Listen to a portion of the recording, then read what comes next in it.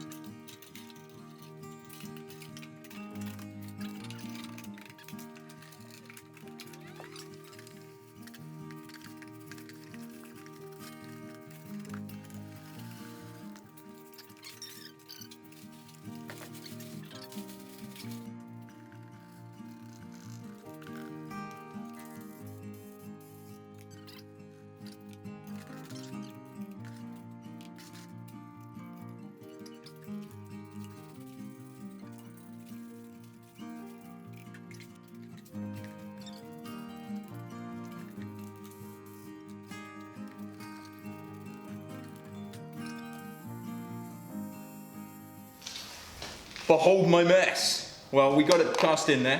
We did have a bit of a panic midway through because I bought 2 new bags of refractory and we used those pretty rapid. Luckily, I had an old bag behind the linisher from the last gas forge. So I have actually added a few more stainless steel needles to this mix in order to help that bond to the other stuff, because there was a bit of a gap between us mixing. So hopefully it'll be all right. We'll leave it for the weekend. Come back in 2-3 days and we shall have a look and see how it comes out of the mold. Hopefully everything goes okay, otherwise this was a very expensive waste of time. So only time will tell. Hopefully it'll be fine.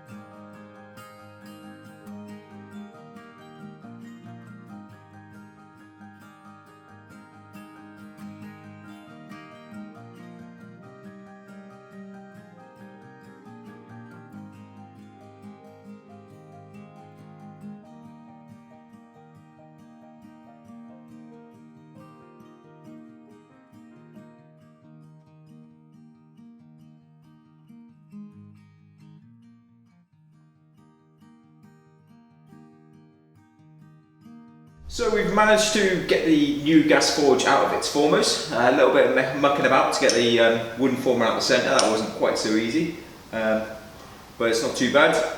We've left the wall slightly proud, just in case we don't get a full seal when it sits on the base. So we're doing a 2-part forge on this one, so that when the base wears out, I can replace that nice and easily. Unlike this one, which was sort of a fully cast in situ gas forge. So we're going to shunt this out of the way now, and then we're going to roll this one over onto the stand, and hopefully by the end of the day we can get this thing fired up. That's the plan.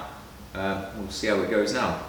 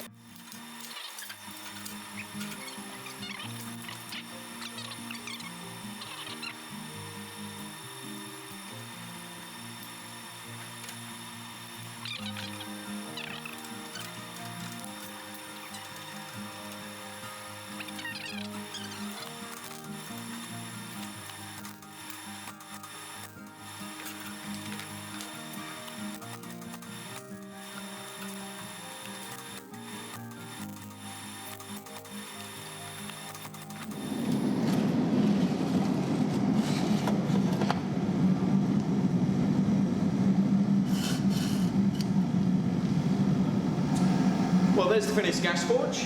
The doors are on. We've acquired some fire bricks to close up the gap at the bottom. We've gone for a sliding door this time, simply because you can open it and close it quite easily without making complicated lifting mechanisms. And also the nice thing about bricks is, you know, I can close them up really simply, or if I want to absolutely load the forge up, I can just take them out of the way completely. It makes it a lot more flexible for how I use a gas forge for production forging. As you can see, there's quite a lot of steam coming out of the top at the moment. This is its first firing, and there's a lot of excess moisture left over from obviously the casting, so we're going to let that just burn quite gently for a few hours just to cook off that excess moisture. I'm still able to touch the outside, so my insulation is doing its job.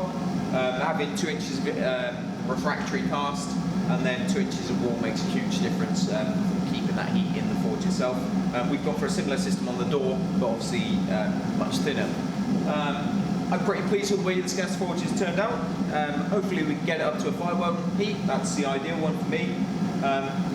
And yeah, pretty pleased overall. And good job by Kristen on doing all the cutting and shutting. And hopefully we'll be using this for a few years to come. Well, I'm going to go drink my coffee.